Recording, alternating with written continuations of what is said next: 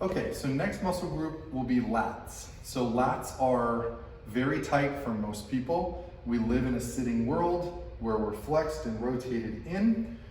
For the lats, their job is to help extend our arm and internally rotate. So when we're here all day or here all day, lats don't lengthen very often. So this is one that gives you a lot of bang for your buck when you're stretching your clients. So just like before, we need a very accurate pre-test. Just like the hip flexors, the lats attach all the way down into the trunk. So we need to have a very stable trunk for our pre-test. So just like before, imagine I'm gonna punch you in the stomach, hold your core super, super tight. As I go to pre-test his lats, I'm gonna be elevating his shoulder and making sure that it is externally rotated, okay? So I'm elevating and externally rotating the shoulder. What I'm looking for here is his spine angle, the space down here on his spine. So as I move him, I wanna make sure that I don't see his spine lifting up. You see how we're starting to get some gapping here under the table? We've reached our first resistance, that's it. Do you feel a stretch here at all? No. Okay, so he doesn't feel a stretch. Now, for me to actually stretch him, I'm going to stabilize his trunk and his shoulder blade.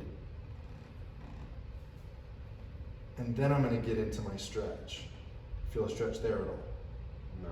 He's nice, flexible lats. He's one of those rare people who can actually get into an overhead squat. Any stretch there? Yeah, a little bit. Tiny bit there. Okay, so we did our pre-test. We see that there's that first resistance about here where we start to see some gapping. His second resistance where he actually feels a stretch is pretty hard to find, so he's pretty mobile. Let's say you've got a typical client where you start to move them and they're gapping right about here. Then you stabilize their shoulder blade and you go to stretch them and they're feeling a pretty darn good stretch right here. We're gonna do the same tissue priming that we've done in the other body regions. So the way I like to do this one again is with a lacrosse ball. I'm gonna help him find, this is lat here. So I'm gonna help you find lat and I want you to roll onto the ball. Good. Find a good spot where you feel like it's a little bit tight or a little bit sore. Right there, yeah.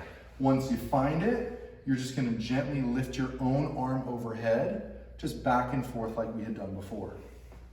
So find a good spot, prime the tissue with that lacrosse ball, and loosen it up. Just like before we seek and destroy, we find a number of spots that may be worth working on, and then we're gonna retest.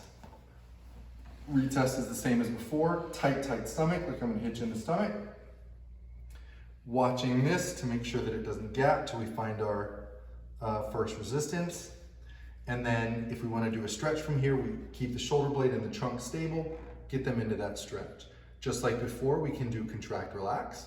So gently press your arm into my hand, hold, hold, hold, hold, and then give it a break. I'll take him into slack, let it rest, and then take up the new range of motion. So we can do our contract, relax there. The last thing to remember, and I talked about it a little in the beginning, is when you're stretching lats, I do not want forearm in neutral. I definitely don't want it internally rotated. You could impinge his shoulder. Lats are internal rotators, so to stretch them, we need to externally rotate. So externally rotate his entire shoulder and then do your stretch to get the most out of the lats.